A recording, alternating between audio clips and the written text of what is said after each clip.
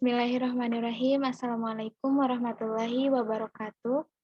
Kami dari kelompok 4, di sini kami akan mempresentasikan mengenai Kerajaan Sriwijaya dalam mata kuliah Sejarah Indonesia Masa Hindu-Buddha dengan dosen pengampu Bapak Dede Wahyu Firdaus, SPD MPD. Izinkan kami untuk memperkenalkan anggota dari kelompok 4. Yang pertama, ada Kania Fitri Sanubari, dengan saya sendiri. Lalu yang kedua ada Sinta Nuria Rahmi. Yang ketiga ada Eka Nurhayati. Yang keempat ada Anissa Fazrin. Dan yang kelima ada Ayu Silviani. Untuk mengefektifkan waktu, kita langsung saja masuk ke materi yang pertama yang akan dipaparkan oleh Saudari Eka Nurhayati. Kepadanya dipersilahkan.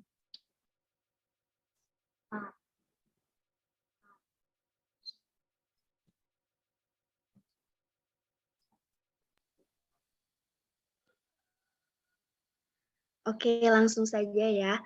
Untuk yang pertama, ada silsilah Kerajaan Sriwijaya. Nah, dapat kita lihat ada banyak raja-raja yang menjabat sebagai raja di Kerajaan Sriwijaya.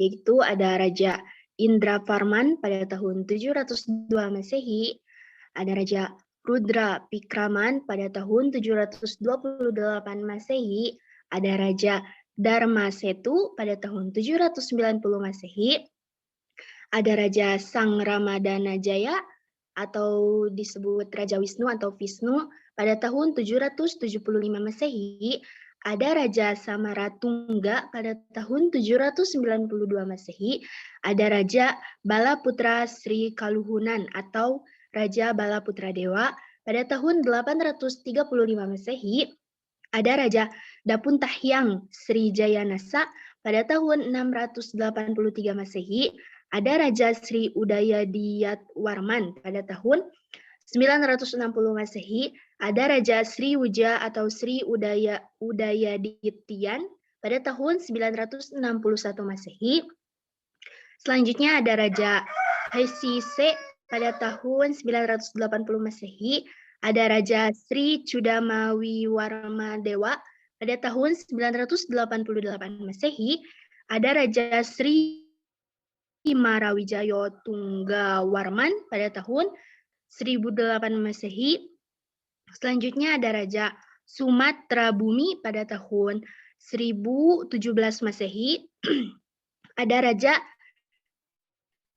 Sri Sanggama Wijayo Tunggawarman pada tahun 1028 Masehi. Ada Raja Dharma Vira pada tahun 1064 Masehi, ada Raja Sri Maharaja pada tahun 1156 Masehi, ada Raja Trailokaraja Maulibusana Parmadeva pada tahun 1178 Masehi, dan yang terakhir ada Raja Parameswara pada tahun 1402 Masehi. Selanjutnya.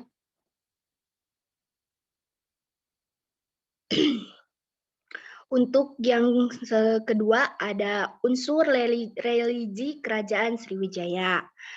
Agama kelompok masyarakat Sriwijaya sangat dipengaruhi oleh munculnya para pedagang ini. Kemudian pada Sriwijaya adalah di Ligor, Thailand 13. Pertukaran dan kemenangan dari abad ke-7 hingga abad ke-9. Sehingga secara damai juga dapat dikenali. Dharmapala adalah seorang pendidik Buddhisme yang luar biasa dari alam Sriwijaya. Terima kasih kepada Saudari Eka yang sudah memaparkan materinya. Kita lanjut ke materi yang selanjutnya, yaitu yang akan disampaikan oleh Saudari Anissa Fazrin. Kepadanya dipersilahkan. Baik, yang selanjutnya yaitu unsur kemasyarakatan Kerajaan Sriwijaya. Sriwijaya adalah kerajaan bergaya Buddha yang berpegang teguh pada aliran Mahayana, sehingga dalam menjalani eksistensi individu, mereka tidak mempersepsikan berdirinya seperti dalam agama Hindu. Dalam kenyataan ini, hubungan antara tuan dan kerabatnya bisa dianggap baik karena tidak terganggu oleh status. Sebagai sebuah kerajaan yang menjalankan sistem pemerintahan monarki, Kerajaan Sriwijaya dipimpin oleh seorang penguasa yang mengatur secara langsung seluruh wilayah atau wilayah yang ditaklukkan. Namun selain itu, di beberapa daerah yang ditaklukkan pula ditetapkan seorang raja sebagai penguasa lokal. Tuan yang memerintah di wilayah yang ditaklukkan biasanya masih kerabat dari penguasa yang memimpin. Slide selanjutnya.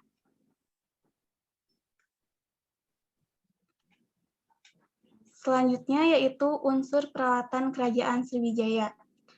Mengingat gaya yang dikenal alam untuk Kerajaan Sriwijaya bergaya Buddhis, komponen perangkat keras yang ditemukan pada masa Kerajaan Sriwijaya yaitu patung Buddha yang dibuat dengan motivasi utama sebagai media untuk mencintai Tuhan atau makhluk ilahinya. Selain itu, beberapa ukiran juga dilacak.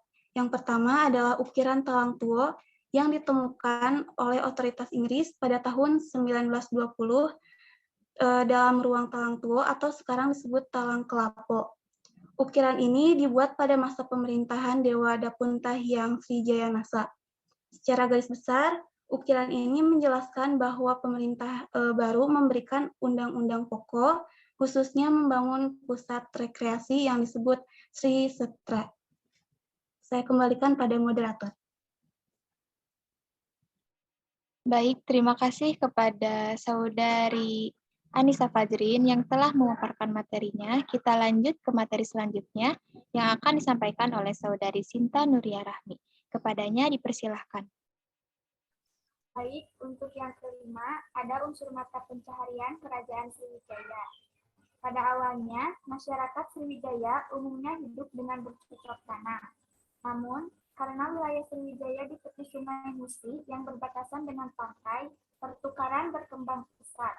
Kemudian, pada saat itu, pertukaran akhirnya menjadi tugas utama Sriwijaya.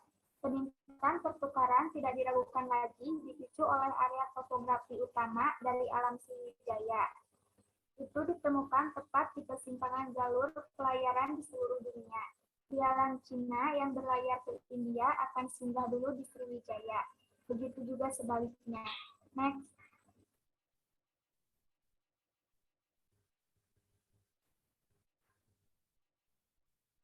Yang keenam, ada unsur sistem bahasa Kerajaan Sriwijaya. Yang pertama ada bahasa Sanskerta, yaitu salah satu bahasa Indo-Eropa paling tua yang masih dikenal dan sejarahnya termasuk yang terpanjang. Bahasa yang bisa menandingi Rusia, bahasa ini dari rumpun bahasa Indo-Eropa, hanya bahasa het kota Sanskerta. Dalam bahasa Sanskerta, sa-eska bahasa artinya adalah bahasa yang sempurna atau Melayu tua. Anggota rumpun bahasa Austronesia dan dianggap sebagai salah satu bentuk awal bagi bahasa Melayu modern. Bahasa Indo-Arya dan merupakan sebuah bahasa Prakerta atau bahasa Tionghoa, bagian dari rumpun bahasa Sino-Tibet. Dan yang kelima, bahasa Tamil. Di antara bahasa-bahasa Dravida lainnya, bahasa ini merupakan bahasa yang paling unik. Terlepas lebih dari 50 juta penuturnya di Tamil Nadu. Penutur bahasa Tamil juga banyak ditemukan di Sri Lanka, wilayah Jaffna dan Trincomalee, Malaysia, Singapura, Myanmar, Indonesia, terutama wilayah Sumatera, Afrika Selatan, Fiji, dan Mauritius. Sekian pemaparan materi dari saya. Untuk materi selanjutnya yaitu ada unsur sistem pengetahuan Kerajaan Sriwijaya. Sebagai kerangka bisnis yang paling kawakan di wilayah laut, pekerjaan kelompok masyarakat Sriwijaya di pesisir utara tentunya sudah memiliki kerangka informasi yang memadai. Kerangka informasi dalam cara hidup Kerajaan Sriwijaya telah dibuat sekarang dan lagi. Meski demikian, informasi mengenai individu-individu dari Kerajaan Sriwijaya khususnya para pemancing sulit dilakukan. Hal ini dikarenakan cara paling umum untuk mengkomunikasikan informasi perikanan sekarang dan lagi berjalan tanpa meninggalkan banyak catatan atau laporan yang memperhitungkan kemajuan untuk diketahui. Ada beberapa informasi konvensional yang telah diturunkan dalam hidup dan pengaturan informasi individu selama Kerajaan Sriwijaya. Khususnya, para pemancing yang akan dibicarakan dalam materi ini seperti informasi spesifik tentang posisi dan arah di laut, informasi pada iklim dan arah angin.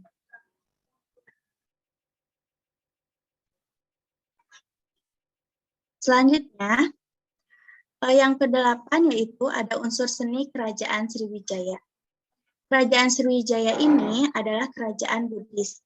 Saat ini juga, waktu yang tepat kerajaan yang berdiri pada abad ke-7 ini memiliki segudang dampak di Nusantara. Ada beberapa peninggalan selama Kerajaan Sriwijaya, termasuk sastra, arsitektur, dan tari.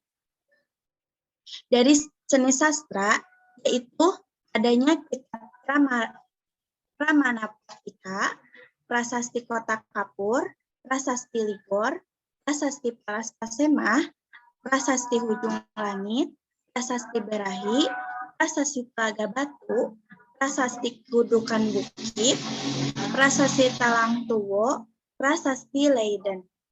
Kemudian ada seni arsitektur, yaitu Candi Muara Takus dan Candi Biaro Bahal 3. Dan ada juga seni tari, yaitu Tari Gending Sriwijaya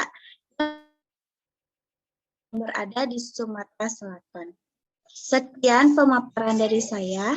Selanjutnya saya kembalikan kepada moderator. Baik, terima kasih kepada Saudari Ayu Silviani yang telah memaparkan materinya. Kita lanjut ke materi yang terakhir, yaitu yang akan dibawakan oleh saya sendiri. Kita masuk ke materi terakhir, yaitu peristiwa-peristiwa penting Kerajaan Sriwijaya. Di mana peristiwa-peristiwa penting ini ada beberapa hal yang kita ambil yang dimasukkan ke dalam PowerPoint ini. Untuk selebihnya, teman-teman bisa melihat di makalah yang telah kami bagikan di Google Classroom mata kuliah ini. Di sini ada yang pertama, masa kejayaan Kerajaan Sriwijaya diiringi hubungan yang baik dengan Wangsa Sailendra. Yang kedua, masa kejayaan Kerajaan Sriwijaya diiringi dengan berkuasa di Jawa. Lalu yang ketiga ada masa kejayaan Sriwijaya diiringi dengan pengembalian pemerintahan ke Palembang. Lalu yang keempat, ada peperangan melawan Jawa merupakan salah satu peristiwa yang terjadi pada masa kejayaan Kerajaan Sriwijaya. Yang kelima, ada Sriwijaya itu menjadi pusat agama Buddha. Lalu yang keenam, mata pencaharian Kerajaan Sriwijaya. Untuk materi, dari awal sampai terakhir sudah kami jelaskan, dan untuk kesimpulannya, dari materi Kerajaan Sriwijaya ini adalah Sriwijaya adalah salah satu domain samudra yang pernah tinggal di Pulau Sumatera dan memiliki dampak yang besar di Nusantara dengan wilayahnya bergantung pada yang membentang dari Kamboja, Thailand Selatan, daratan Melayu, Sumatera, Jawa Barat, dan mungkin terfokus ke daerah Jawa. Lalu dalam bahasa Sanskerta, Sri berarti bersinar atau indah, dan Wijaya berarti kemenangan atau keajaiban, sehingga nama Sriwijaya berarti kemenangan yang luar biasa. Sekian dari kelompok 4 mengenai materi Kerajaan Sriwijaya. Mohon maaf atas kekurangan dan kami masih dalam tahap pembelajaran. Terima kasih. Wassalamualaikum warahmatullahi wabarakatuh.